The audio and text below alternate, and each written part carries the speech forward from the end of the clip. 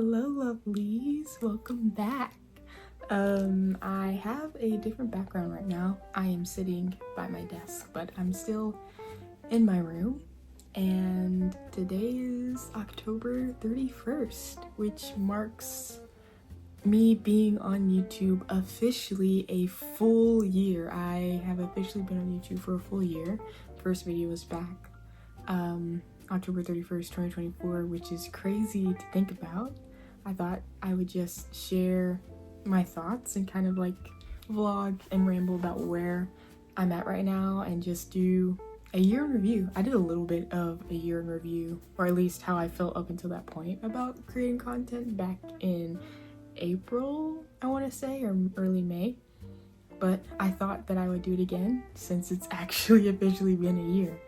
And I feel like I look different and feel completely different than I did back then. I feel like back then I was kind of just jumping into things. Like I literally filmed that video right after going to the gym. I was like watching another person on YouTube, and they were talking about when it comes to creating content that you just have to like do it and go for it, and you'll learn along the way. And I literally immediately went home, set up my tripod, filmed a video, and then I got a new iPad at the time. So then I edited it all together in Final Cut Pro for iPad, and now I'm here. So a year later, which is crazy. And it's been a journey. I've honestly really loved creating content. I think one of the harder things about it is being a small creator and just staying consistent, and also figuring out my niche. Going into it, I was kind of up in the air of what I wanted to do. After a couple of videos, wanted to focus on discovery and developing of purpose and coaching and all of those things. And then flash forward, now that I'm in season 2, I feel like I really want to hone in on that. And then also lean more into the vlog side of like showing my life behind the scenes and explaining my thoughts and sharing more of my story and my journey and how I've grown and what it looks like me personally to discover and develop. And that's kind of where I'm at right now. But I mean, who knows, this time next year in fall of 2026, I could be making a shift, and my content look different, and my focus be different, or the way that I make videos be different. It might just be entirely vlogs, and through the vlogs I kind of like give tidbits of advice and what to do and just how to live out purpose. It could look like just talking videos like this. It could be more cinematic, maybe me making more little movies in a way.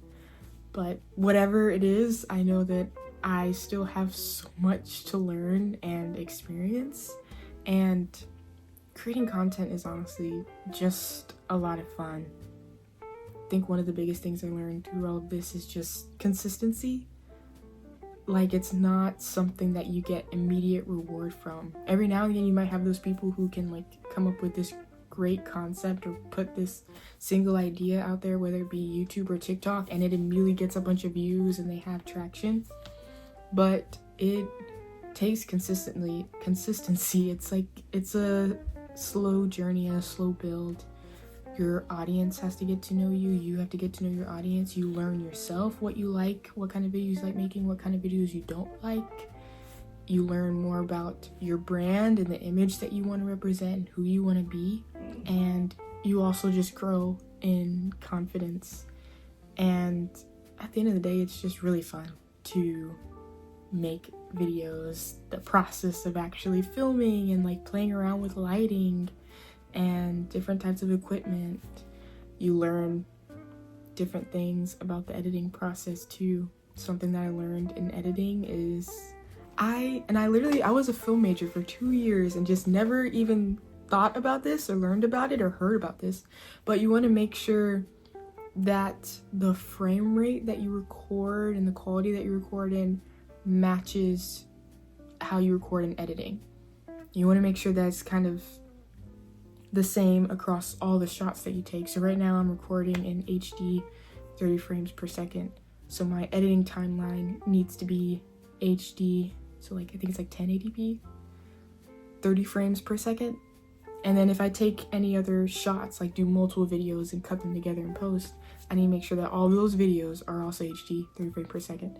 If I'm trying to edit this on like a 4K timeline or vice versa, and then maybe have another video over here that's actually like 60 frames per second, and try and do that all in the same timeline, it's gonna mess everything up. My audio is probably gonna be really out of sync, and that's something that I learned the hard way. So ChatGPT has also been essential on this journey.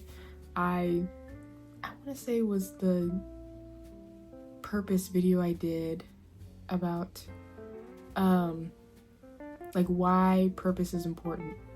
That video I did was the one where the audio just kept messing up, and I was like, it was a whole thing. I kept going back and forth for hours with ChatGPT trying to figure out how to fix it, and I learned having to sync and make sure that your HD, your frames per second, is the same as the timeline, and that all of the shots are done the same way. So there's a little tidbit for you guys who are first starting out. Maybe you're having a problem where your audio is out of sync. Check and make sure, go like plan ahead and make sure that you pay attention to the frame rate at which you are filming, and that's consistent across all of your shots. So that's a little editing film thing for you. Another thing I learned on this journey is let me not rush this process, and it's okay if even after a year I'm not monetized yet. Like that's okay. Everybody's journey is different, everybody's timeline looks differently, and I'm still figuring things out. YouTube and the algorithms are still figuring me out, but if I just stick with it and be consistent, it'll all work out, and eventually I'll get the payoff for this. And it's also not about the money, it's about me making videos that encourage people, bring life to people, bring hope, and spread the gospel in a unique way, and share the message of Christ in a unique way. Also, another tidbit thing that I've been learning is when it comes to being consistent, even to do it when you don't feel like it. There are some times where I'm tired and just don't feel like making a video and putting in all this different work and effort, but it's like, let me just get something out there. Let me just hit record and just share whatever's on my heart, and that's enough. Like, not every video has to be pristine and picture perfect. It's okay if it's a little rough around the edges, if it's more laid back. Like, I feel like that's more honest and human than it being perfect, cookie cutter, and scripted every single time. Like, in full disclosure, this video right here is not scripted at all. I'm literally just sharing whatever comes to mind or whatever God has laid on my heart at this moment. And with that, sometimes I've felt not only tired, like, oh, I have a lot going on, or oh, I procrastinated, waited till the last minute to film a video, but sometimes it's just the insecurity that gets to you, of like, will people watch it? How it'll do? Will people like it? Just different things. Like, is this even worth it? Should I even be making videos? And those thoughts can get to you even after being on YouTube for a year. And I'm sure people who have been doing this for 5 years, 10 years still get those thoughts of like, should I even still be doing this?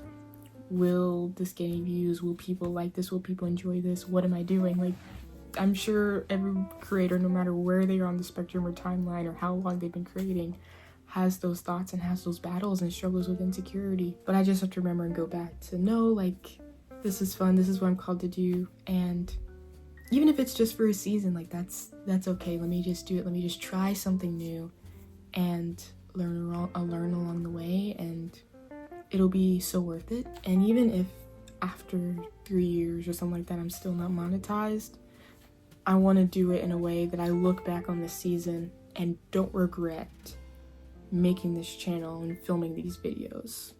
Because even if I don't get paid for this, I still have grown a lot and learned a lot about myself, learned a lot about communicating and how I present myself. I've grown as a filmmaker and just being more comfortable being in front of the camera and setting up and having to be creative with how you film on a phone or how you film on a bigger camera and use an audio. I learned more about audio and the editing process. So these are technical skills that I can use not just in YouTube but any other job or future endeavor that I might have. Maybe I have to film a video for work down the road or for research or whatever it might be. I know how to do those things now. And it also helps with creativity because, again, you're having to be creative when it comes to the technical process of filming, but also the scripting and just coming up with different ideas and ways to communicate and ways to convey ideas and teach something. There's even things like